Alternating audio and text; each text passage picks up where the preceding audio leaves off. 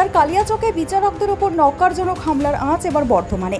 প্রশাসনের ব্যর্থতার বিরুদ্ধে এবং বিচারকদের নিরাপত্তার দাবিতে সোমবার রাজপথে নামলেন পশ্চিমবঙ্গ ল ক্লার্ক অ্যাসোসিয়েশনের পূর্ব বর্ধমান জেলা কমিটির সদস্যরা। জেলা আদালত থেকে কার্জন গেট পর্যন্ত আয়োজিত এই প্রতিবাদ মিছিল থেকে সরব হলেন আইনজীবীদের সহকারীরা। মালদার কালিয়াচকে কর্তব্যরত 7 জন বিচারককে হেনস্থা ও ঘেরাও করার ঘটনায় উত্তাল রাজ্য রাজনীতি। বিশেষ করে মহিলা বিচারকদের নিরাপত্তাহীনতা নিয়ে উঠেছে বড় সড় প্রশ্ন। এই ঘটনার প্রতিবাদে এবং প্রশাসনিক ব্যর্থতাকে ধিক্কার জানিয়ে সোমবার বর্ধমান শহরে ধিক্কার মিছিল বের করল পশ্চিমবঙ্গ ল ক্লার্ক অ্যাসোসিয়েশন।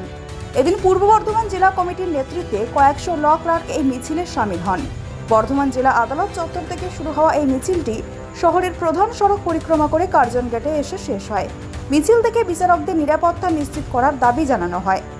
সংগঠনের পক্ষ থেকে স্পষ্ট জানানো হয়েছে, বিচার ব্যবস্থার স্তম্ভদের ওপর এই ধরনের হামলা কোনোভাবেই বরদাস্ত করা হবে না। তারা বলেন, আমরা সবসময় বিচারকদের পাশে আছি এবং যে কোনো অনভিপ্রেত পরিস্থিতি মোকাবিলা করতে আমরা প্রস্তুত।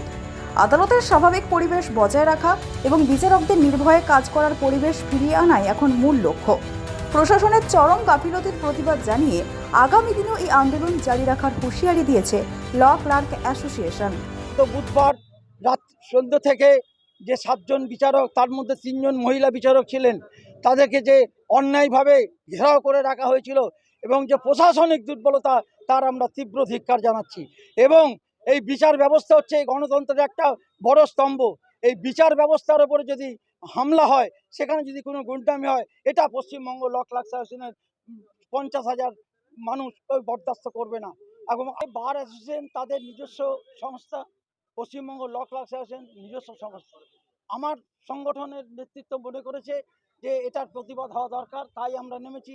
এবং আগামী দিনে যে তারা করবেন না এটাও বলতে পারবো না, বা করার জন্য আমরা কাউকে ইনফ্লুয়েন্স করবো না।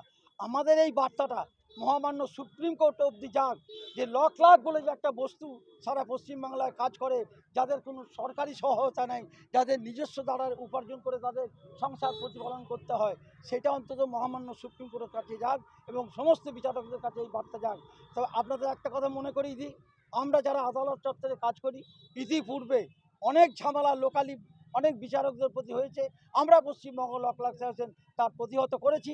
এবং দরকার হলে আমি নাম করেই বলছি, আমাদের এখানে সেকেন্ড জেএম ছিলেন মাননীয় সুভাষ বণিক, তিনি পরে হাইকোর্টের জাস্টিস হয়েছিলেন।